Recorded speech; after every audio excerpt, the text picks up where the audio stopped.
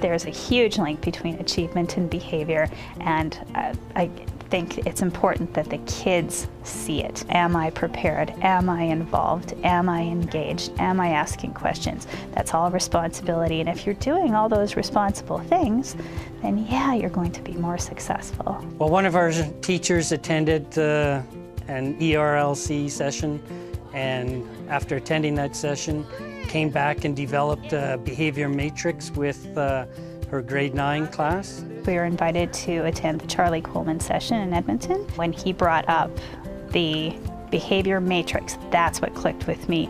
He had mentioned the behavior matrix, talking about behavior expectations that we had in our school, and I literally stopped and I had to think about it, and I wondered, what exactly are our expectations? Most of what we had was in a student handbook. In our student handbook, we basically have all our expectations laid out, but the fact was that it's pages and pages. And the beauty of the matrix is that it's literally a page. So that's what we brought back, and we're like, yeah, why don't we take this document that we've been fussing over for years and simplify, condense? But you can't do it without the kids. You know, students have to have a voice in it. So Andrea was able to take that learning with Charlie Coleman and create a behavior matrix.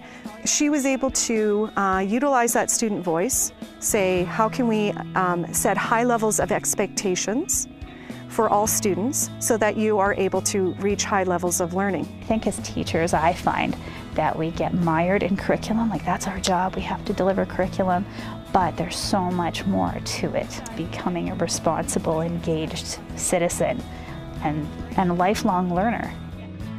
This year, our grade 9 class attended an exchange trip offered by the YMCA. We needed to create a contract for our travels. They absolutely had to learn how to behave properly, acceptably in public.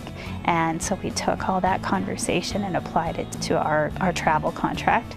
And it also, again, gives them a voice in their education and their learning.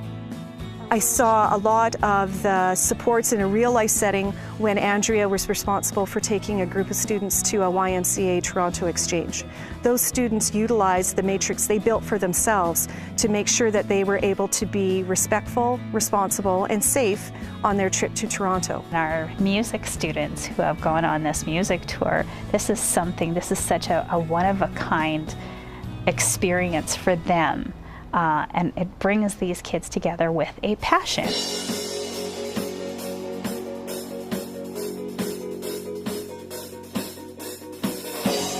Those students are fully responsible for making those events happen very seamlessly.